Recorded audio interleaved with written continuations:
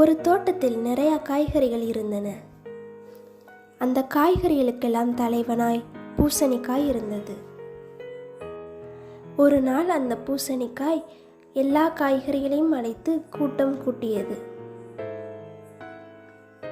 அந்த கூட்டத்தில் பூசணிக்காய் சொன்னது, இங்க பாருங்க நம்முடைய காய்கறி நண்பர்களே, இனிமே இந்த தோட்டத்தில் காய்கறிகள் மட்டும்தான் இருக்கணும்.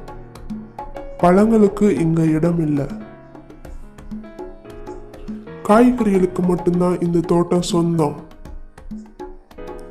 அதனால பல வகையை சேர்ந்தவங்க இங்க இருந்தா உடனே இந்த தோட்டத்தை விட்டு வெளியேறணும் அப்படின்னு சொன்னுச்சு.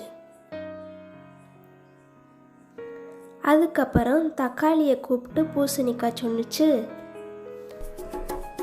இங்க பாரு தக்காளி பழமே, நீ ஒரு பல வகையை சேர்ந்தவன். அதனால உனக்கு இங்க இனிமே இடம் இல்லை. நீ இந்த தோட்டத்தை விட்டு வெளியே போயிடு அப்படின்னு சொன்னுச்சு. அதை கேட்ட தக்காளி பழம் ரொம்ப வருத்தத்தோட, அட தலைவரே, இப்படி நீங்க திடீர்னு வெளியே போன்னு சொன்னா நான் எங்க போவேன்?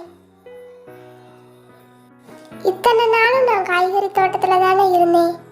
இப்ப திடீர்னு போக சொல்றீங்களே, இது என்ன நியாயம்? அப்படின்னு கேட்டது. அதுக்கு பூசணிக்காய் சொன்னுச்சு,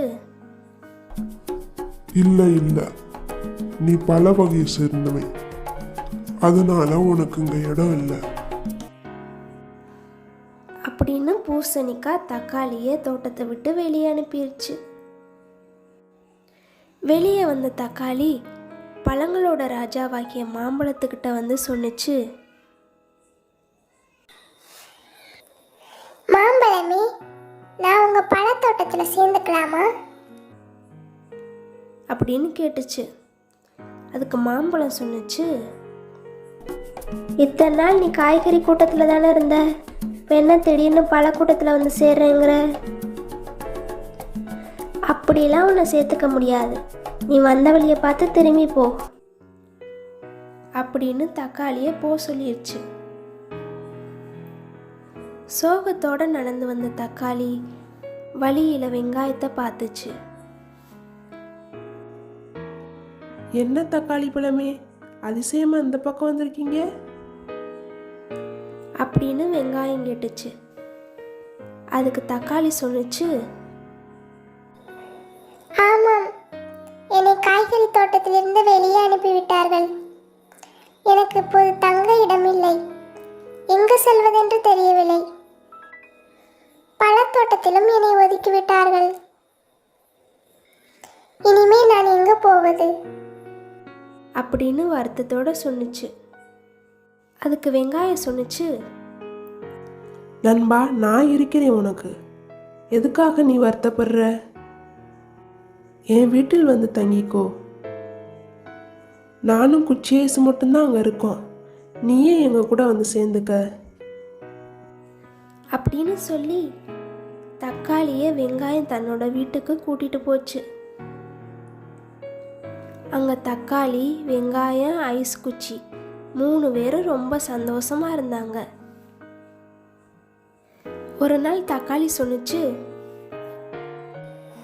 நண்பா, இப்படி வீட்டுக்குள்ளேயே இருக்கிறது ரொம்ப போர் அடிக்குது.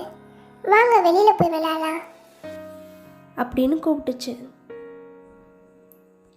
அதுக்கு வெங்காயம், வேண்டாம் நண்பா, வெளியே நிறைய ஆபத்துக்கள் இருக்கக்கூடும். அதனால நம்ம வெளியில் செல்ல வேணாம் அப்படின்னு சொன்னுச்சு. ஆனால் தக்காளியும் ஐஸ் குச்சியும் வெளியே போய் விளையாடணும்னு ரொம்ப ஆசைப்பட்டாங்க. அதனால வெங்காயமும் கூட போச்சு.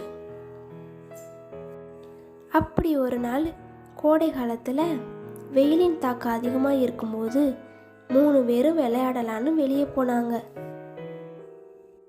வெப்பம் அதிகமாக இருந்த காரணத்தினால ஐஸ் குச்சி உருக ஆரம்பிச்சிச்சு. தான் உருகுறத தன் நண்பர்கள்கிட்ட சொல்கிறதுக்கு முன்னாடியே ஐஸ் குச்சி முழுசாக கரைஞ்சு போச்சு. தன் நண்பனான ஐஸ் குச்சி கரைஞ்சு போனதை நினச்சி வருத்தப்பட்ட தக்காளியும் வெங்காயமும் அழுதுகிட்டே வீட்டுக்கு போகலான்னு ரோட்டு ஓரமாக நடந்து வந்துக்கிட்டு இருந்தாங்க. அப்போ ரோட்டில் போன ஒரு காரு வேகமாக வந்து தக்காளியை நசுக்கிருச்சு. தக்காளியும் இறந்துருச்சு.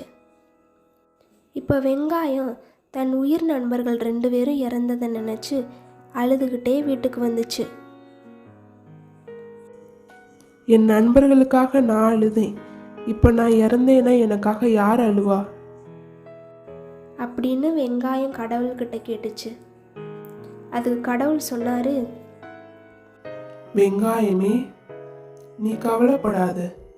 நீ இறக்கும்போது உன்னை சுற்றி இருக்கிற எல்லாரும் அழுவாங்க அப்படின்னு சொன்னார். இருந்தாலும் இப்போ எனக்கு நண்பர்கள்னு சொல்லிக்க யாருமே இல்லை. நான் இப்போ ரொம்ப தனியால் இருக்கேன். அதுக்கு என்ன செய்கிறது? என் நண்பர்கள் எனக்கு திரும்ப கிடைப்பாங்களா என்ன? அப்படின்னு வெங்காயம் புலம்புச்சு. அதுக்கு கடவுள் சொன்னார், இனிமே நீ அழுது புலம்ப வேண்டிய அவசியம் இல்லை. உனக்கு ஒரு புதிய நண்பனை நான் தரேன். இனிமே மக்கள் உன்னையும் அவனையும் சேர்த்து தான் எல்லா சமையலும் செய்வார்கள் அப்படின்னு வரமா பச்சை மிளகாயை கொடுத்தாரு.